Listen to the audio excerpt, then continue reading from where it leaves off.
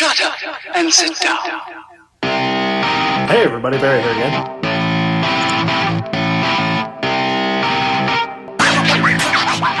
Hey everybody, Barry here again. I'm going to tackle a problem that's been bugging the life out of me for like a month. Probably more. And that is this atrocious amount of wheel gap in front of that tire there. Look at that. That's horrible. It's like 4 inches or more. And I'm going to kill 2 birds with 1 stone here. So obviously this needs to come ahead like a lot. And also my drive shaft is about 2 inches too short. It comes way too far out of the slip yoke in the transmission. So I am gonna move all of this ahead, fix that wheel gap problem, drive shaft will bolt on. And then, assuming that I get that done today and doesn't take too long, I might be able to pull this out of the garage under its own power. That's kind of exciting, but let's not get ahead of ourselves. Let's come up with a plan here. Here's my drive shaft. It's one that I made or shortened a few years ago. It's super heavy to be lifting with one hand. That is a kind of a tight spot down here, but let's see what we can get. So you can see right here that with the drive shaft flange pretty straight, I'm just going to pull it out until it meets up there. Okay, so drive shaft flange is straight. We've got about 2.5, I'll say 2 3/8 of an inch. So if I move it back 3/4, so about 2 1/4. So we move back 3/4 of an inch for drive shaft play. We got 1.5 inches too long because one, I have about 3/4 sticking out for when the rear end goes up and down, it gives it a chance to go sort of in and out like this. So the drive shaft is about 1.5 inches further away from that flange than it should be. So that means all this got to go ahead that far. So that's what I'm going to make up today, is plates to move everything ahead.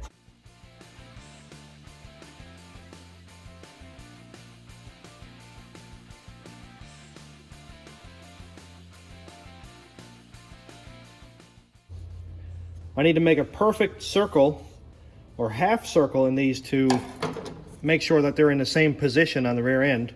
So I'm going to try this.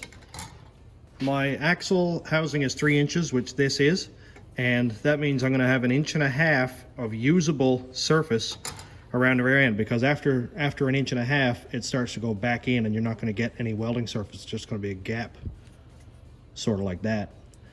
So I'm going to find my center line. These pieces are 6 inches, and my center hole is going to be back 1.5 inches, but I'll worry about that when I get there. So for now, I'm going to find the halfway mark, which is going to be 3 inches right here.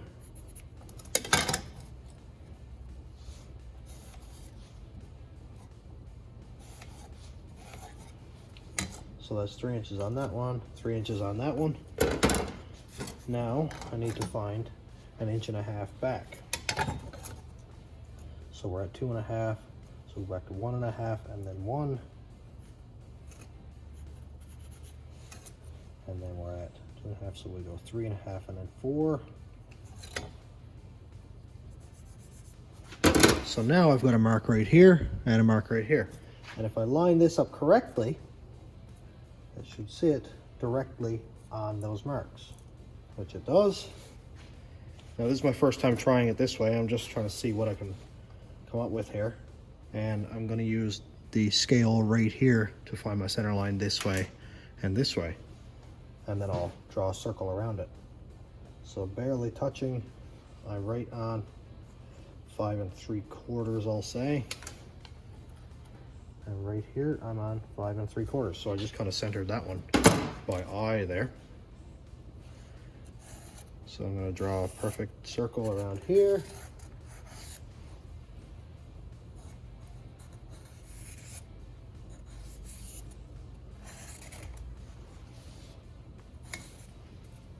And there we go.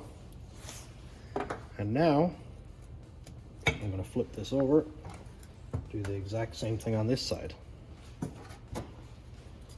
And I'm going to measure from the same sides that I did before. So 3 inches is right here.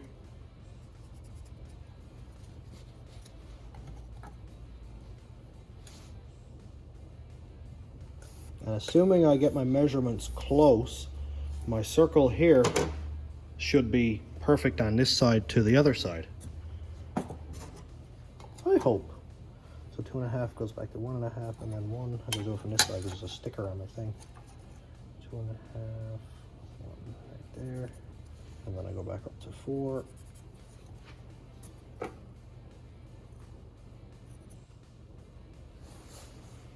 Now I can draw my circle again.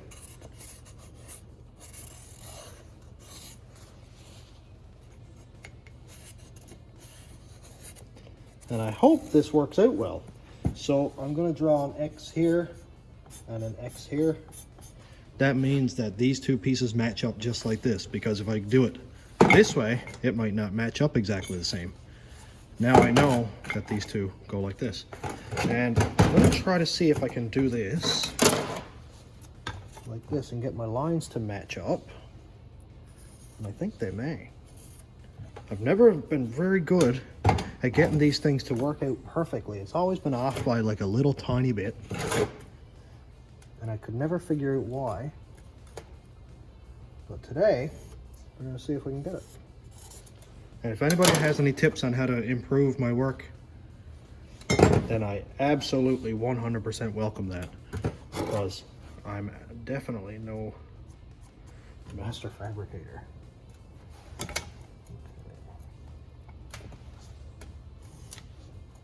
But I think this might work out well, because my line there comes across and matches right up with that one. This is like the first time I've got this to work.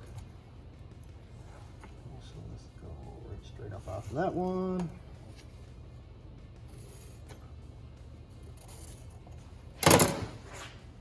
How cool is that? Now I'll just take the plasma cutter and burn the whole way around this, and I really hope that this works well. Hey, I'm far away from the plasma cutter outlet. This is a 20 amp, and the bench is all the way over there. So now I can use the cord that Hank sent me. How cool is that? I can't wait to use this thing. Look at the monster. That cord is huge. Absolutely 0 voltage drop. Let's check this thing out. Chunk. Wow. Look at the size of this cord compared to the power cord. What a monster.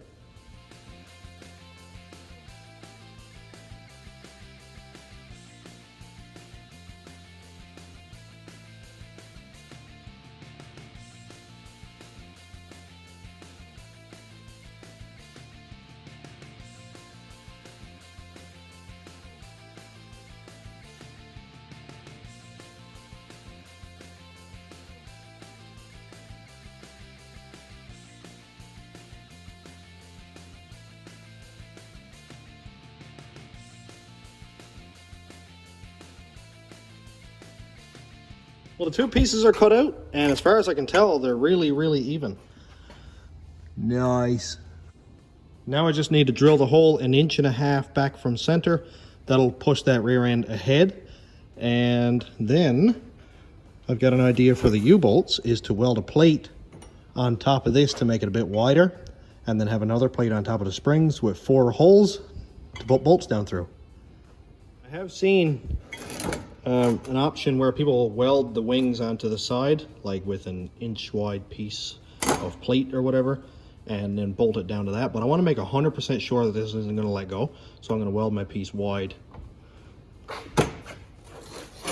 right over the top, just like that. And I'll have it welded right on, so that, you know, there's no chance of that coming off, and I can just drill 4 holes. And that way I can decide how long I want my piece to be. So I can divide this up into 4 pieces, 2 for one side, 2 for the other side, and use as much of the plate as I can, so that I've got a lot of surface area on my spring and it isn't going to wrap up as much.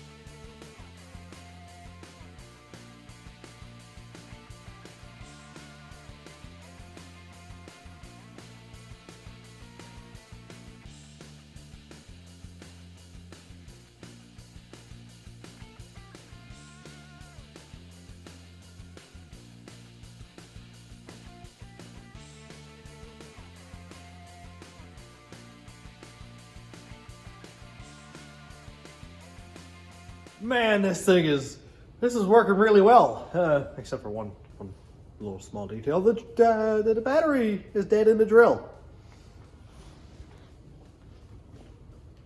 It's on charge. We only have the one battery. The blinky light means it's not charged yet. I tried using the impact driver with one of my old bits, and all it does is smash it up. And I have 4 holes drilled. So I'm gonna go over to Canadian Tire and buy their absolute cheapest corded drill, which is this one. It says certified and it's $50. I wonder what my record is for burning up a drill really, really quick, because I got like 10, 12, 16 holes or something to drill yet. Half inch. Might be a new record today. I've smoked out like 6 drills now since I've been at this truck and the van and stuff, so today might be number 7. Whoa, look at that. Man, that was fast. And it's orange. Ah, it's got a 1-year warranty. Oh yeah. Yeah, we're not gonna need all year.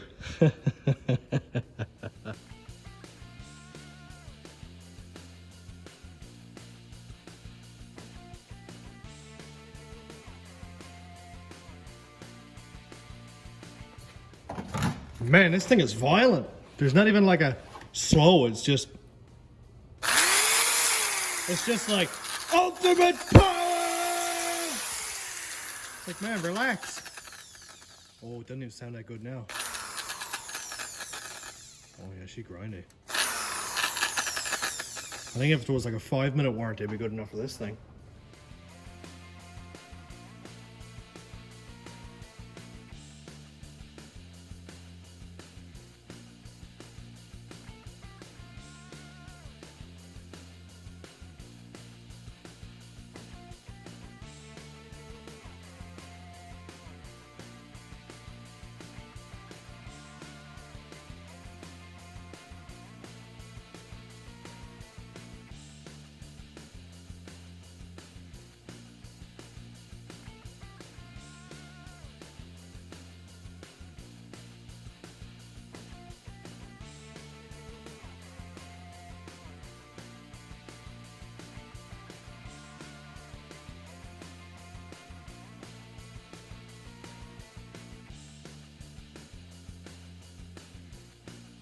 I got all my holes drilled.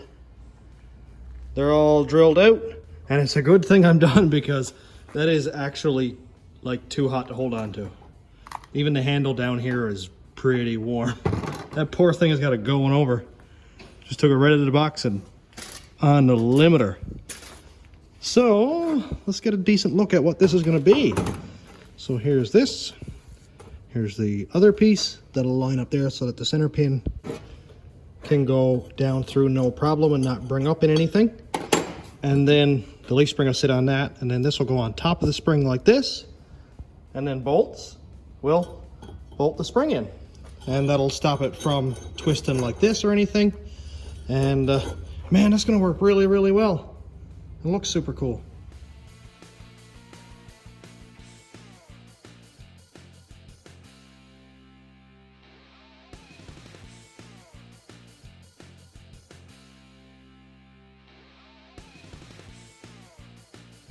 Plates are all cleaned up.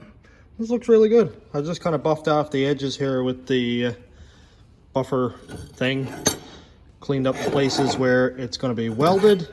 So the plates with the smaller holes are going to be welded onto this piece that goes on the axle. And I buffed all that. And the bigger pieces are going to be on top, so that's where the nut goes. And the nut is actually bigger than the head of the bolt. But I did just kind of realize something that's going to make my job a little bit more difficult right now. Not really a big deal, but you can see right now that the U-bolts go down around and they bolt to the underside of the rear end, so it holds all this together. Well, this ain't going to have U-bolts now. Everything's going to bolt to the spring itself, and the pads or perch is going to be welded to the rear end. And in order for me to set my pinion angle, I've got to have all the weight on the vehicle with the perches and everything all bolted on. So I'm going to have to rely on my straps a little bit more. Meaning put everything together, have it all bolted on, have my strap in there to hold the rear end up and then put it down on the ground. Or I can just use kind of the weight of the ramp itself, put it all down, get in and put it together. I think I'm overthinking it. Not really a big deal. Let's bolt it together.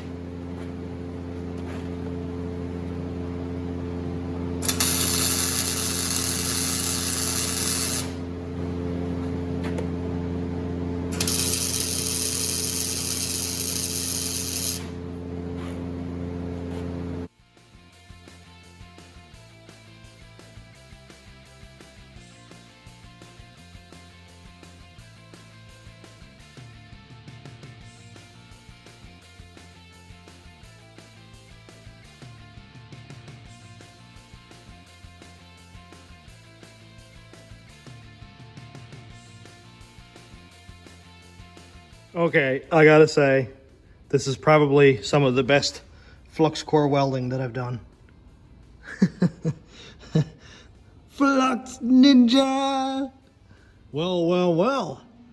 I went and did a 3-pass on each side to be 100% sure that it's gonna be really good penetration, because I don't want to weld where the bolt holes are because I don't have enough room. So I figured 4 sides is like more than enough. I think it looks okay, but I can't really see because it's nothing but a blue dot like that big. Even with the welder turned up like a lot, but I guess there's been a lot of welding done today. Well, I think it's time to bolt this stuff on. And then after I get it down, laid in place, and pinion angle lined up correctly, then I can weld it to the rear end.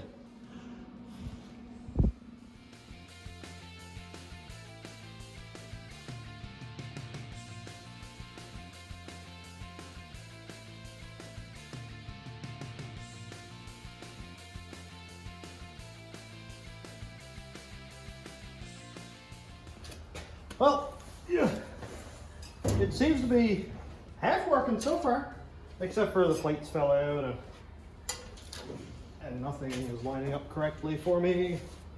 But besides that, everything's working really well. I think I can probably let go of these straps now. They're pretty loose. This one's not though.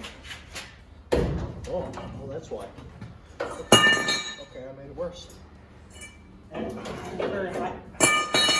Man, it's still really, really hot. I guess I should wait more than 5 minutes after doing like 3 passes with the welder. I have the center of the rear end again, actually. Kind of forgot about that side.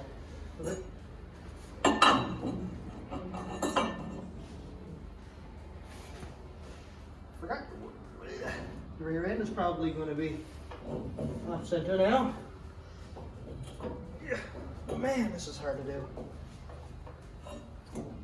Okay. But I think it's going to work well. I just need to make everything agree or cooperate. That one, oh, it's going to be so cool. Ow. Hey! Got it down on the pads anyway, so that's pretty cool. Sometimes you just get lucky.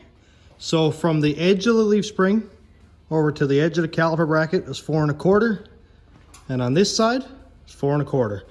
So that's perfect. Perfect. Now I just need to do my pinion angle and I can tack those brackets on. Well, I crawled all the way under here, which is really, really difficult, and it's pretty tight down there. Anyway, I checked the pinion angle, which you can see up in the corner of the screen somewhere. And now I just got to check this angle. It seems like it's down, but the pinion angle is at 0 degrees. So I'm going to set this one about 2 degrees down, just so when the pinion rises, it'll be level and not be up 2 degrees or 3 degrees. So that'll get me a pretty decent average. And when I get that accomplished, I will tack it on. Cool thing about setting the angle with this, all I have to do is just rotate the pinion and it'll go up. And you can see that when the drive shaft torques it, it wants to push that rear end up. So I'm going to set my pinion. And you can see there I had a little bit of difficulty getting it right on the perfect angle, but I wanted to dance between 1 and 2. And that's pretty much right where I got it. So now we can go welding. Yay, more welding!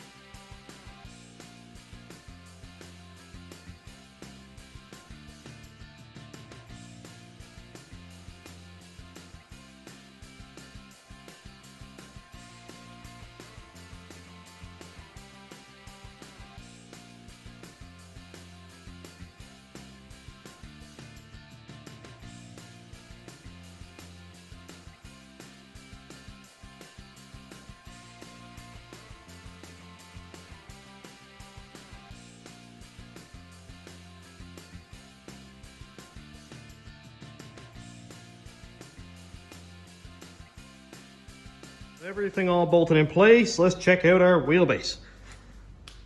Much better. From the same angle as each tire, we got about 1.25 inches, 1.5 inches right there. I'm absolutely okay with that. And as for a stance of the truck, I actually don't hate it.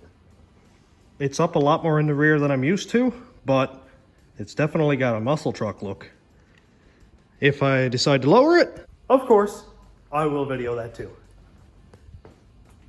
Wicked! I still got a little bit of cleanup work to do. I got to cut off the center pin and mount my brake line again because that left with the other U-bolt thing. But it's all bolted in, welded on. Pinion angle is set. Boy, we're getting really close. But I'm gonna shut her down here because Cass was like, we're gonna have barbecue. Okay then, let's do that. And I'll pick this up on the next video. It's gonna be a couple days before I work on this again. But like, seriously, how close is this thing getting to moving? I think in the next video I can put a new U-joint in my drive shaft because I need one of those, and tidy up the rear end that's there and maybe make some shock mounts because the rear end is in the correct orientation now, or the correct place that I can make my shocks, mount them on anyway, I mean. And then later on at some point I might make a set of assassin bars because I expect these to wrap up pretty good and cause a lot of tire hop, which is no fun at all. You don't impress nobody with tire hop. I don't care if I impress anybody anyway, but whatever. So I'm gonna shut her down here. Thanks for checking out the channel. Thanks for all the new subscribers. Thanks to YouTube members and patrons. If you want to check out my Patreon, it's patreon.com/stationroadratrods, and the YouTube members link is down here. And if you want to check out my Teespring store, I have a link in the description, and I've got some coffee mugs and some tumblers and some other cool stuff there like stickers. And I just got that started up last week sometime, so it's kind of new. And I will have some t-shirts and hoodies and stuff on the go soon, hopefully. And I'll let everybody know when they're done. Thanks for watching, everyone. Have a great day.